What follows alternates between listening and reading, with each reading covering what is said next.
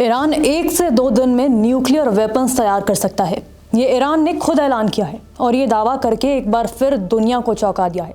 इस बार वजह सिर्फ बयान नहीं बल्कि खुली चेतावनी है। ईरान के वरिष्ठ अधिकारी मोहम्मद जवाद लारिजानी ने साफ कहा है कि अगर कभी फैसला लिया गया तो ईरान 24 से 48 घंटे के भीतर परमाणु हथियार तैयार करने की क्षमता रखता है। ये बयान ऐसे वक्त में आया है जब अंतर्राष्ट्रीय परमाणु एजेंसियां ईरान के न्यूक्लियर प्रोग्राम को लेकर पहले से ही अलर्ट पर हैं। ईरान के पास इस वक्त 60% तक संवर्धित यूरेनियम मौजूद है, जिसे आधुनिक परमाणु तकनीक में हथियार ग्रेड के बेहद करीब माना जाता है। लारिजानी ने कहा कि ईरान अब उस स्तर पर पहुंच चुका है जहां उसे किसी विदेशी मदद की जरूरत नहीं है। उन्होंने दावा किया कि देश ने परमाणु तकनीक में इतनी प्रगति कर ली है कि अब उसे धमकाया नहीं जा सकता। लारिजानी ने यह भी कहा कि ईरान अब किसी बाहरी मदद पर निर्भर नहीं है। देश ने परमाणु तकनीक में आत्मनिर्भरता हासिल कर ली है और दबाव या धमकी से अब ईरान को रोका नहीं जा सकता। विशेषज्ञों का मानना है कि 24 घंटे की समय सीमा का मतलब ये हो सकता है कि ईरान तकनीकी स्तर पर लगभग सारी प्रक्रियाएं पूरी कर चुका है और अब सिर्फ अंतिम असेंबली का फैसला ही बाकी है। हालांकि ईरान ने अब तक आधिकारिक तौर पर हथियार बनाने का ऐलान नहीं किया है। इसी बीच रिपोर्ट्स में यह भी दावा किया गया कि सुप्रीम लीडर अयतुल्ला अली खामनेई ने सुरक्षा हालात को देखते हुए परमाणु नीति में बड़ा बदलाव किया है और बैलिस्टिक मिसाइलों के लिए छोटे परमाणु हथियारों पर काम के संकेत दिए हैं।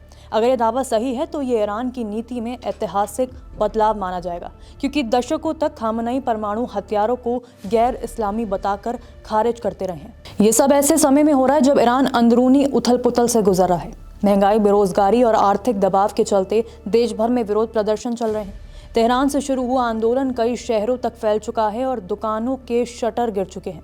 सरकार का कहना है कि ये प्रदर्शन सिर्फ आंतरिक असंतोष नहीं बल्कि विदेशी साजिश का हिस्सा है।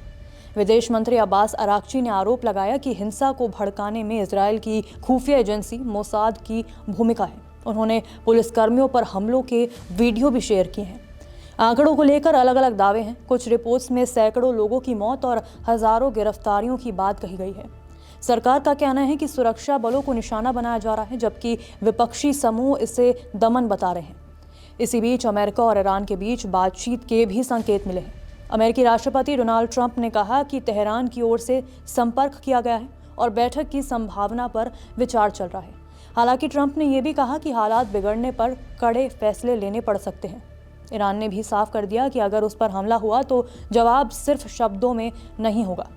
संसद अध्यक्ष मोहम्मद बागर गालिबाफ ने चेतावनी दी है कि किसी भी अमेरिकी कार्रवाई की स्थिति में इलाके में मौजूद अमेरिकी सैन्य ठिकानों और इजरायल सीधे निशाने पर होंगे।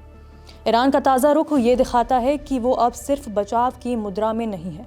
दशकों के प्रतिबंधों, दबावों और धमकियों के बावजूद ईरान ने तकनीकी आत्मनिर्भरता हासिल कर ली। उसके बयान रणनीतिक संदेश हैं, युद्ध की घोषणा नहीं बल्कि ये चेतावनी कि ईरान को अब कमज़ोर समझने की भूल भारी पड़ सकती है। ईरान ये जताना चाहता है कि क्षेत्रीय संतुलन अब एक तरफा नहीं रहा और किसी भी टकराव की कीमत पूरी दुनिया को चुकानी पड़ सकती है। नमस्कार, मैं हूं मानक गुप्ता।